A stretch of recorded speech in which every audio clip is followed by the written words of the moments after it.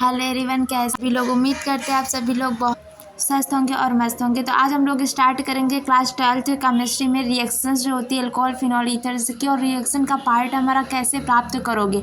ये most important reactions होती हैं कि कैसे प्राप्त करोगे, ये आपके एग्जाम्स में पूछे जाते हैं। तो आज हम लोग इसको सीखने वाले हैं कि कैसे प्राप्त करोगे, इन्हें कैसे सॉल्व किया जाता है। तो जैसे आपके पास यहाँ पर फर्स्ट क्वेश्चन है, प्रोपीन से प्रोपेन टू ऑल। तो प्रोपीन से प्रोपेन टू ऑल आप कैसे प्राप्त करेंगे। तो प्रोपीन कार्बन की संख्या कितनी होनी चाहिए, आपके पास 3 होनी चाहिए। प्रोपीन की बात कर रहा है तो आप यहाँ पर क्या करेंगे, कोई एल्कीन ग्रुप का जिसमें 3 कार्बन होने चाहिए ऐसा प्रोपीन ले लेंगे। फिर उसका क्या करेंगे, उपस्थिति में जो है H2O के साथ रिएक्शन करानी है, और H2O के साथ H2O का जो है आप इस पर अटैक कैसे कराएंगे। तो आपसे कह रहा प्रोपेन टू ऑल की बात कर रहा, मतलब आपके इस कार्बन पर क्या जुड़ना चाहिए, OH जुड़ना चाहिए। और अगर इस कार्बन पर OH जुड़ना चाहिए तो इसके पास देखेंगे आपकी हाइड्रोजन क्या है, कम है। तो किस नियम के अकॉर्डिंग जो है एल्कीन पर हाइड्रोजन का अटैक होता है, हाइड्रोजन का जुड़ना होता है। तो आप कहेंगे कि मार्कोनिकॉफ और एंटी मार्कोनिकॉफ, हमारे पास 2 रूल हैं जिससे हम H2O को H और OH माइनस के रूप में जोड़ते हैं एल्कीन पर।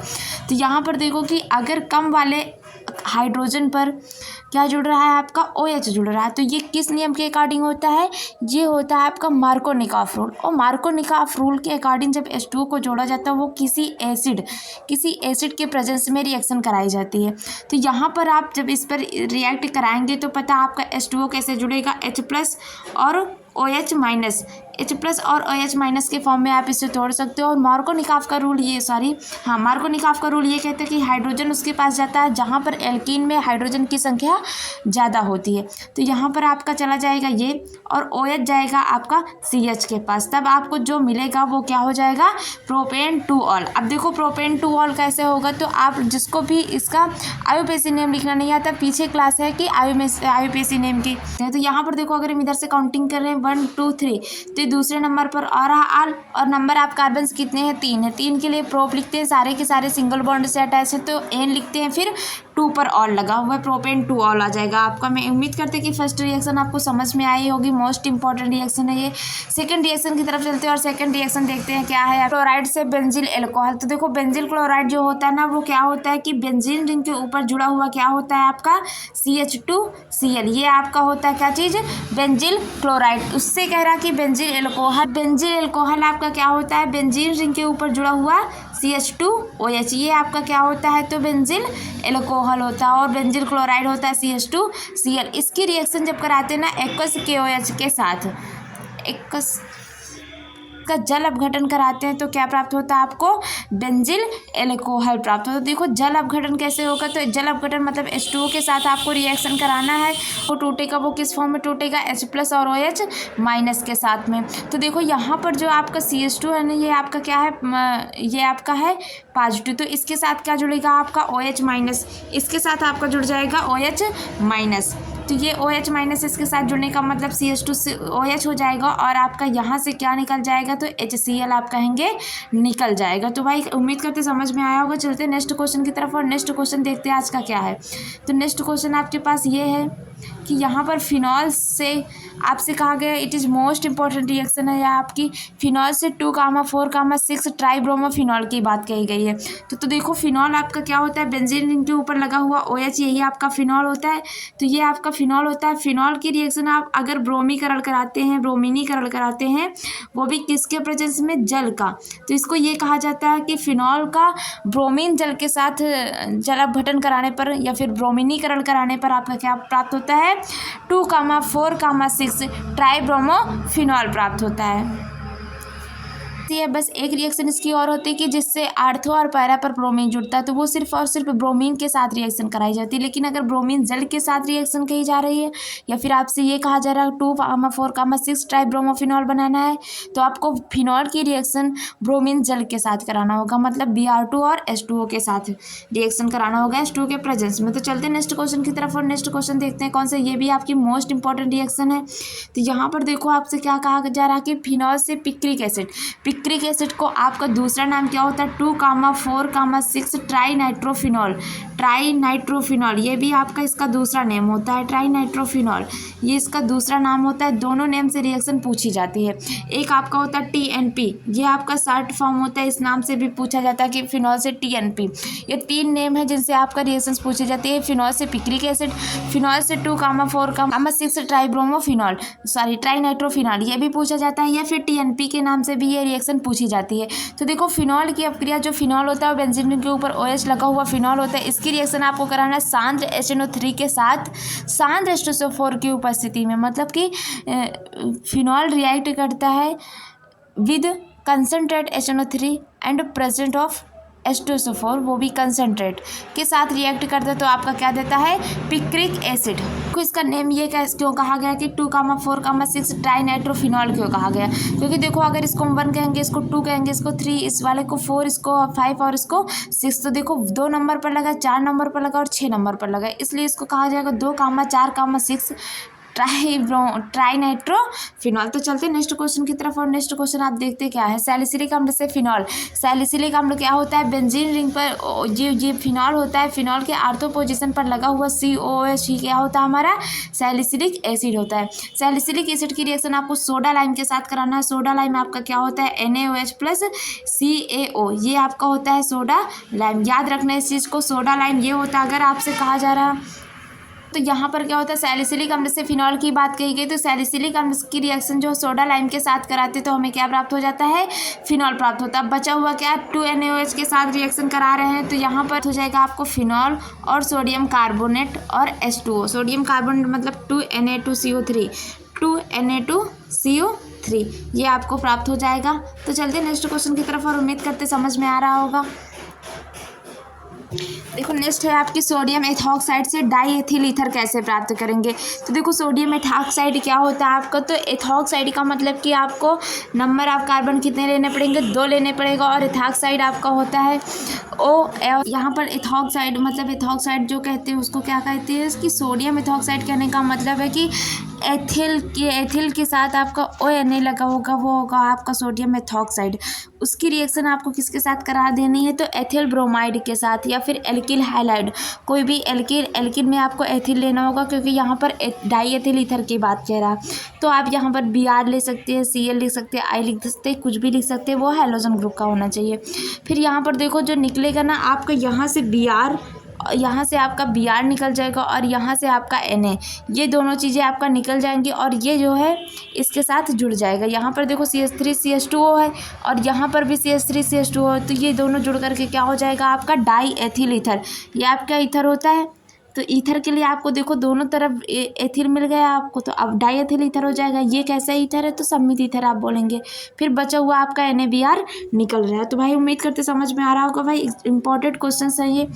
नेक्स्ट क्वेश्चन आपका एथिल मैग्नीशियम ब्रोमाइड से प्रोपेन 1 एक चीज़ ध्यान देना कि ये क्वेश्चन आपका एथिल मैग्नीशियम ब्रोमाइड से प्रोपेन 1 पूछा जाए, या फिर आपसे पूछा जाए ग्रिग्नार्ड अभिकर्मक से 1 डिग्री एल्कोहल। तो यहाँ पर देखेंगे आप एथिल मैग्नीशियम ब्रोमाइड ही आपका ग्रिग्नार्ड अभिकर्मक कहो, चाहे आप कहोगे एथिल मैग्नीशियम ब्रोमाइड, ग्रिग्नार्ड अभिकर्मक RMgX। तो यहाँ पर R की जगह देखो हमने एथिल की बात कही गई तो एथिल ले लिया, X की जगह आपने Br ले लिया, कुछ भी लिख सकते हो, Cr लिख सकते हो, कुछ भी कर सकते हो, लेकिन यहाँ पर आपका क्या कहा गया है ब्रोमाइड कहा गया, सारी Cr ने Cl, ठीक है। यहाँ पर आपका ब्रोमाइड कहा गया और एथिल कहा गया, तो नए में ही आपको दे दिया गया कि एथिल मैग्नीशियम ब्रोमाइड लेना है, तो इसलिए आप यहाँ पर एथिल आप किसके साथ कराएंगे फॉर्मल्डिहाइड के साथ with the presence of dry ether, मतलब शुष्क ईथर की। यहाँ पर आपको क्या प्राप्त होगा एक इंटरमीडिएट कंपाउंड प्राप्त होगा, वो डबल बॉन्ड है, ये डबल बॉन्ड इसके साथ टूट जाएगा। तो यहाँ पर जो है ये MgBr जो है वो MgBr क्या करेगा इसके साथ जुड़ जाएगा, क्योंकि माइनस और ये प्लस में होता है, ये जा करके इसके साथ जुड़ जाएगा, और यहाँ पर जो है एक बॉन्ड इसके साथ भी टूटेगा, सिंगल बॉन्ड होगा भाई, डबल ट्रिपल नहीं होगा।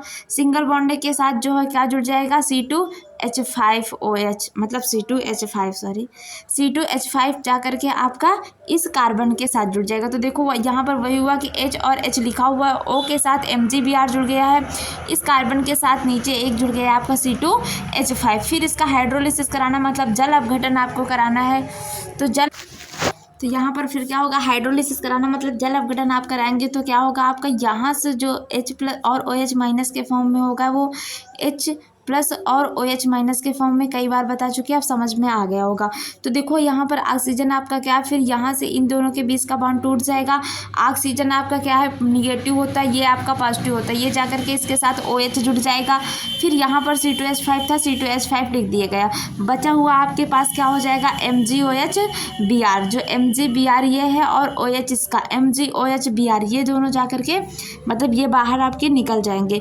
या फिर आप इस स्ट्रक्चर को कैसे लिख सकते हो, तो इस स्ट्रक्चर को आप इस तरीके से लिख सकते हो कि CH3, इस वाले को लिख रहे हैं CH3, CH2, फिर ये आपका CH2 है, फिर OH आपका लगा हुआ, कोई किसी को कोई प्रॉब्लम नहीं होगा। देखो जो C2H5 लिखा हुआ है ना, उसको हमने लिख दिया CH3 और CH2। क्या वही चीज़ें लिखी हुई, तो आप कहेंगे जी हाँ वही लिखा हुआ है, CH3 CH2 OH, मतलब ये आपका क्या हुआ, प्रोपेन वन ऑल क्यों हुआ, क्योंकि ए पहले वाले कार्बन से जुड़ा हुआ है आपका OH, इसीलिए इसको क्या पढ़ा जाएगा, वन ऑल। प्रोपेन क्यों कहा जाएगा, क्योंकि नंबर ऑफ कार्बन 3 है और सारे के सारे सिंगल बॉन्ड से जुड़े हुए हैं।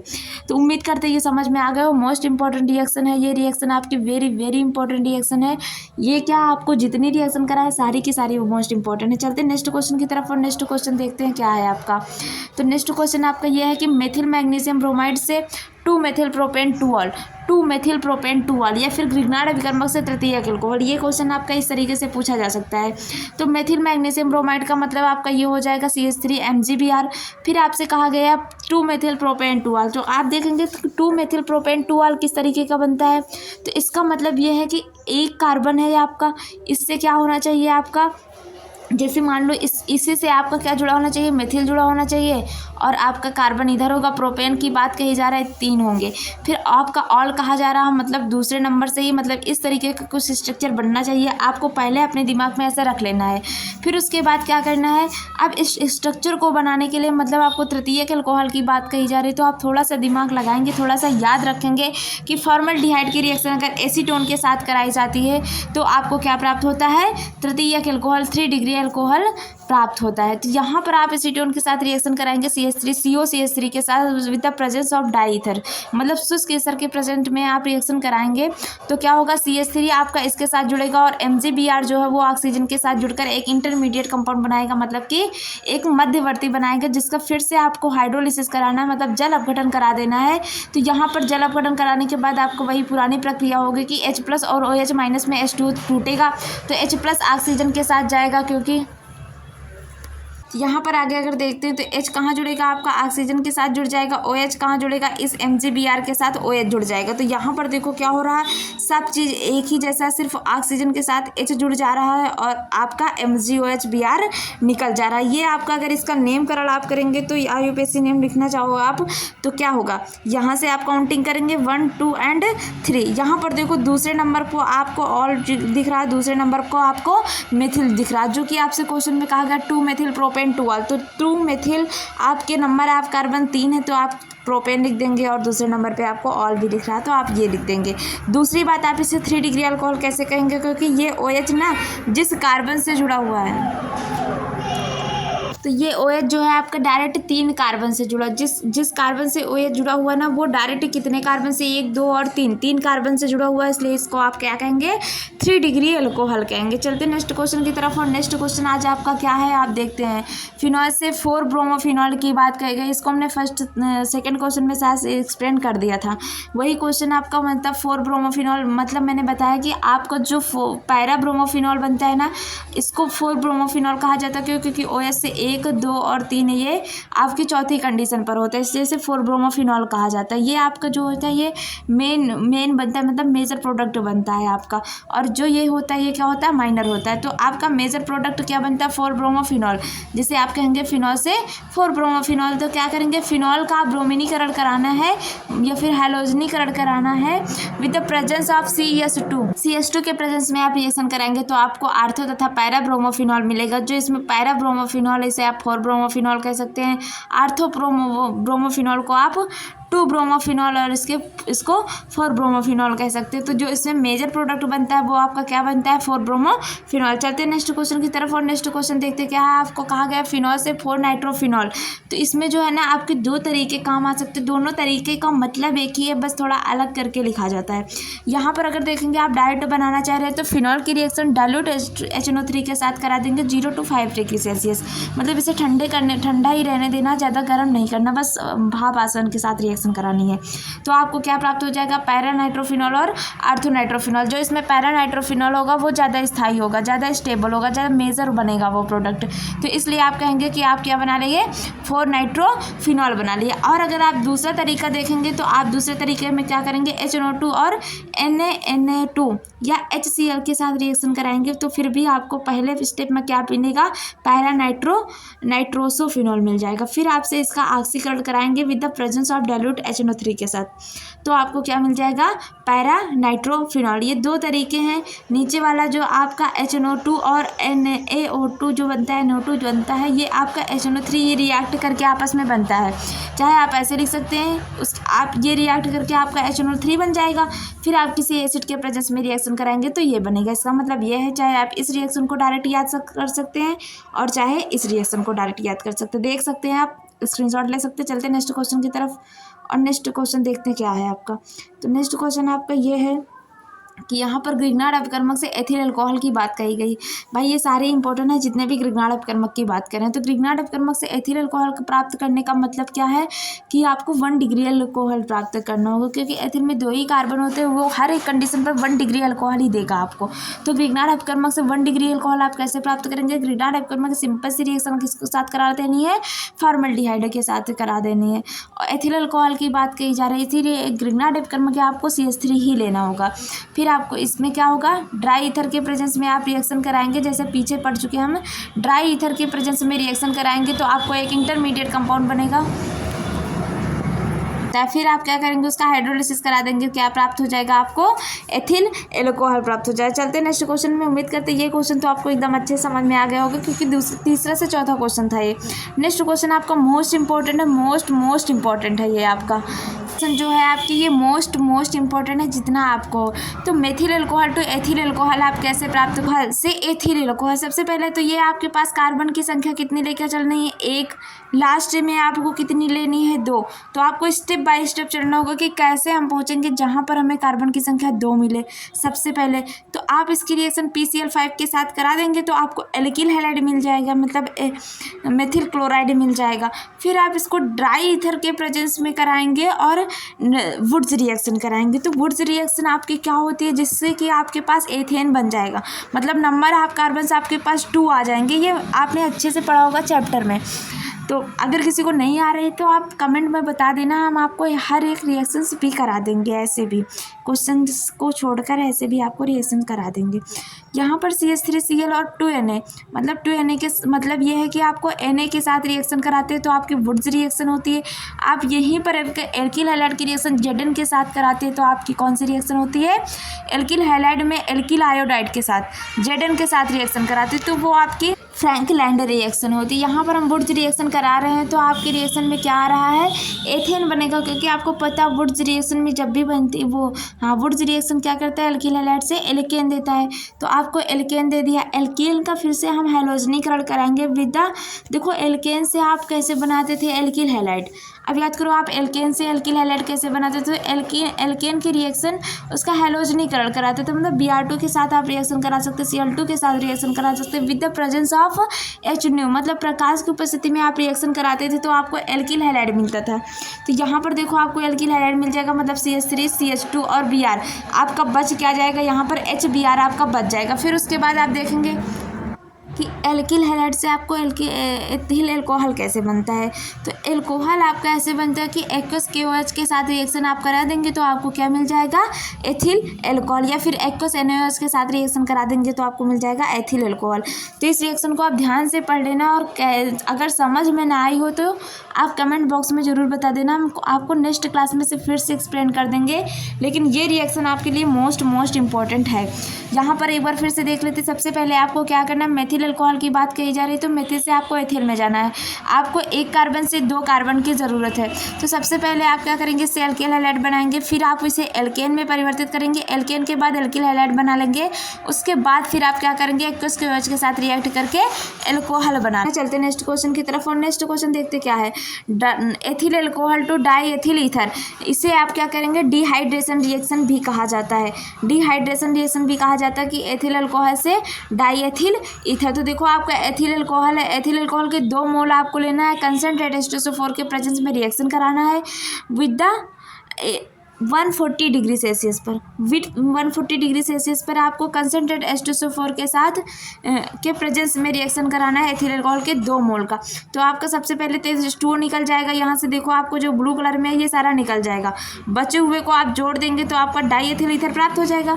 सिंपल सी रिएक्शन, कुछ नहीं करना, डिहाइड्रेशन रिएक्शन है आपका। एथिल अल्कोहल के 2 मोल लेना है और कंसनट्रेट H2SO4 और 140 डिग्री सेल्सियस पर आप इसे गर्म करना है, फिर आपको डाई एथिल ईथर मिल जाएगा। चलते नेक्स्ट क्वेश्चन की तरफ और नेक्स्ट क्वेश्चन देखते हैं आज का आपका क्या है। Ethyl alcohol to ethyl acetate, तो आप देखो एथिल अल्कोहल से एथिल एसीटेट कैसे प्राप्त करेंगे। एसीटेट की बात करें, एसिटिक एसिड के साथ आप रिएक्शन कराएंगे के साथ किसी भी एसिड के प्रेजेंस में H2SO4 ले सकते हैं, HCl ले सकते हैं। एसिड के प्रेजेंस में आपको रिएक्शन कराना है तो आपका एथिल एसीटेट निकल जाएगा, यहाँ से आपका H2O निकल जाएगा, तो ये आपको प्राप्त हो जाएगा। चलते नेक्स्ट क्वेश्चन और नेक्स्ट क्वेश्चन आप लोग देख लेना, इसको फ्रैंकलाइन रिएक्शन मैंने पीछे बता दिया है। तो भाई चलते आज के लिए इतने ही क्वेश्चन थे।